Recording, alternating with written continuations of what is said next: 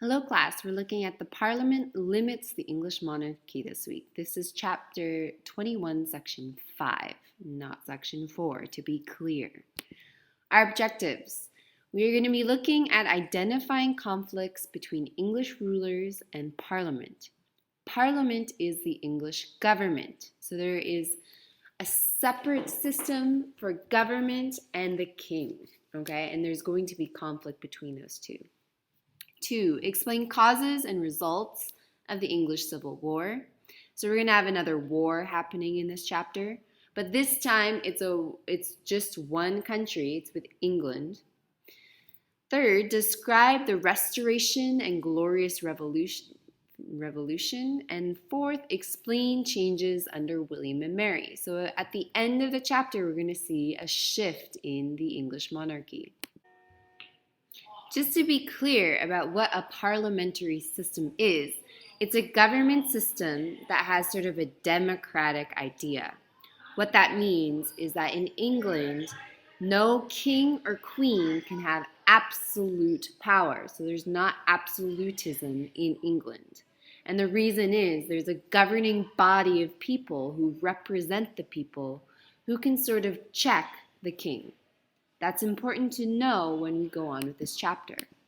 We start the chapter off looking at the end of the Elizabethan era. Elizabeth I, she was the monarch that took over from Mary Scott. Remember Bloody Mary? If we remember, she is also the daughter of Henry VII. He is the man who started the English church in England. Remember when they separated from the Catholic Church? That is sort of the scene. That is where we're starting here. So Elizabeth dies, and Elizabeth does not have a son or a daughter to take over the crown. So what ends up happening is her cousin, who is the King of Scotland, which is close to England, he ends up also taking the English crown as well. His name is James I. Now, James I, when he takes over the English crown, he's taking it over with some problems already developing. And these problems are first has to do with money. So there is a struggle with government and money in England when Elizabeth dies and James takes over. The second thing that he sort of struggles with during his reign is what we call church reform. So many of these people in the parliament who were very, very deeply religious, we call them Puritans, and they were Protestant. Remember the Anglican Church. They want to basically clean the church of all Catholic practices. James is not that successful at doing that. He does, however, make the new translation of the Bible so that more people are able to read the Bible in sort of Old English. After James dies, his son, Charles I, ends up taking over the English government. Charles I doesn't really listen to the parliament, and this is going to cause some problems. First to the reason, Charles I, while he is the king, he is at war with both France and Spain. War always needs money. So every time that Charles would go to the parliament and ask for more money, either by raising taxes on the people or just dipping into the government fund, the parliament would reject it. This happened more than once. In 1628, because Charles would kind of go above the parliament and what the parliament wanted him to do, what would end up happening is they made him sign a petition. This petition stated 4 things. That means he would not imprison anyone without a good cause. That means he wouldn't put anyone in jail unless they deserved it. 2, he would not be able to tax the people without having the consent from the parliament. 3, soldiers were not allowed to go into people's homes unless asked. And 4, he was not allowed to put in martial law. That means an army was not allowed to take control if it was a time of peace. What Charles does is he says, okay, Parliament, I will sign this for you, and I will smile and sign it with a smile, and I'm not going to listen to you. And that's exactly what he does. He does not listen to those 4 things that the Parliament made him sign. So he dissolves the Parliament, and immediately after, he ends up sort of taxing people and trying to get money from people in many different ways. This leads to the people in England not really loving Charles I. So the conflicts that Charles I starts with the Parliament, this is going to end up leading to civil war. What ends up happening is the Scots, which is a part of the English Empire at this point, but are a different people group, they are being forced to sort of convert to the Anglican Church, even though Scots, they are Presbyterian. Now, these are both Protestant sects. So now we have Protestants fighting against Protestants in England. But the Scots are not happy that Charles I is trying to make them more Anglican. And so they start revolting. Now again, if you need to fight a war, you need money. And the only way that Charles I could get money from his government is to call the Parliament in session. But since Charles had not really listened to the petition that the Parliament made him sign, the Parliament was not too happy with Charles I.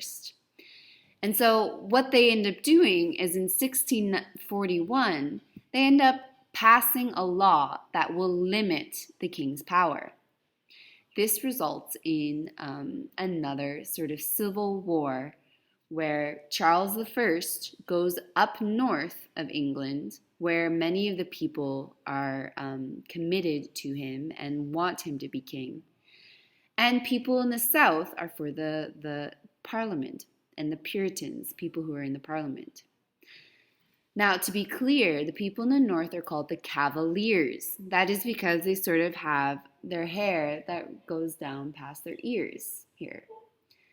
The more clean-cut people, those are going to be our Puritans on the other side. I believe they're called the Roundheads. Now, this war at the time was pretty even. Both Charles I and the Parliament, neither was really winning. But that takes a turn when the Parliament ends up getting a sort of very strong general named Oliver Cromwell. And this is in 1644, 3 years after the war starts. Cromwell is on the Puritan side. He's on the Parliament government side.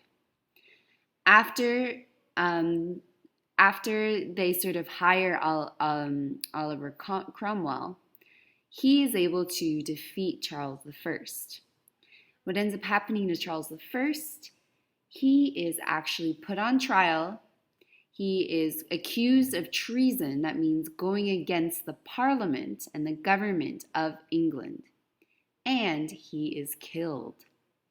Now, this is drastically, meaning very different from what's happening in France and Spain and the central countries. All of these countries and empires, these are absolute monarchies, absolutism.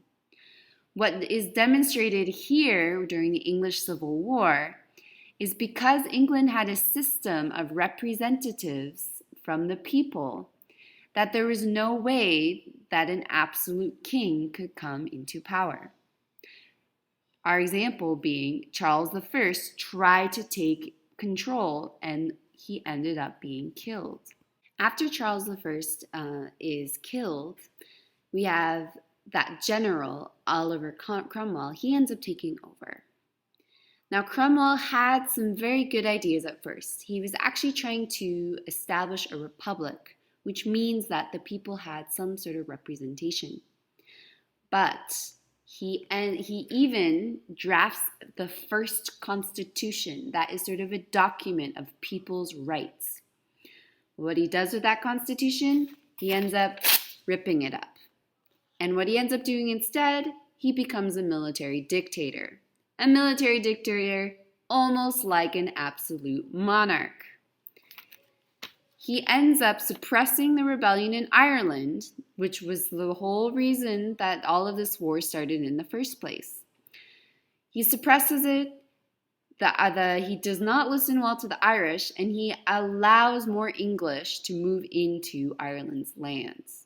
What we also start to see during Oliver Cromwell's sort of dictatorship, his sort of complete control, is he is also trying to reform society. Now, this society is specifically the Anglican Church in England. So he is sort of with the Puritans.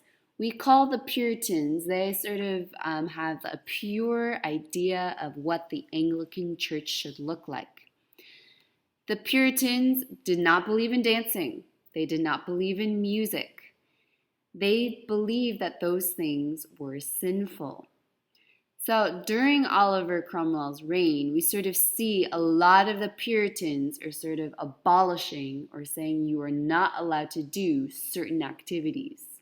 So dancing, singing, music, theater, basically anything fun was seen as being sinful. Eventually Cromwell dies. This is in 1658. And now they're sort of trying to decide who's going to take his position. Now, many of the people themselves, they were sort of tired of having a military dictator in government.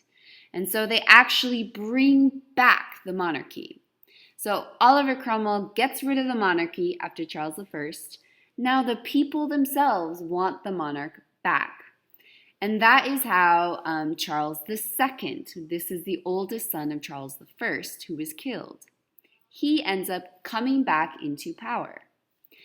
Now, of course, Charles II, he has a little bit more limitations because of the Parliament. But what we call this time period where the monarchy is reestablished is called restoration.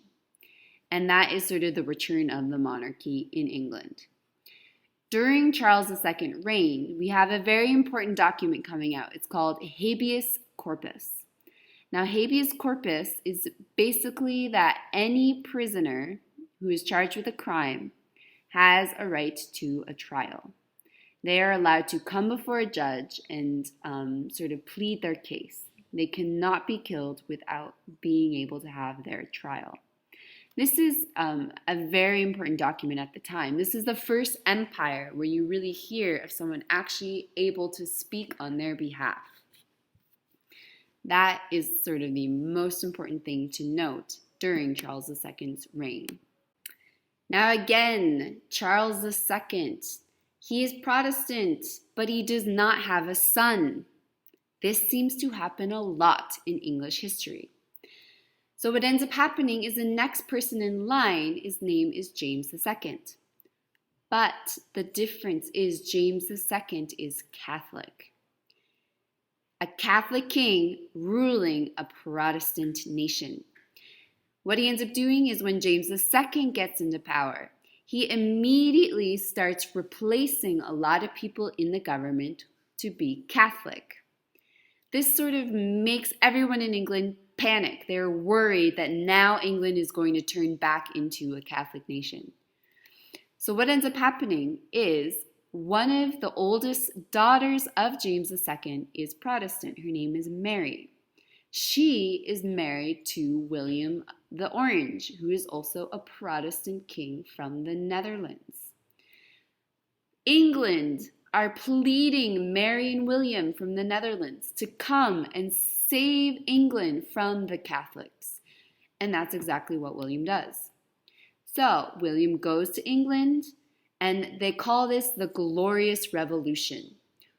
James II ends up fleeing away. He does not even want to deal. He gives up his throne, and it's free for William the Orange to sort of come and take over. Once we have William the Orange and Mary from the Netherlands taking over England, They agree to what we call is a constitutional monarchy. This means that William and Mary will not be able to become absolute rulers, unlike many of the other empires in Europe at this time. In 1689, we have a Bill of Rights being made. This is one of the first Bill of Rights in all of the world.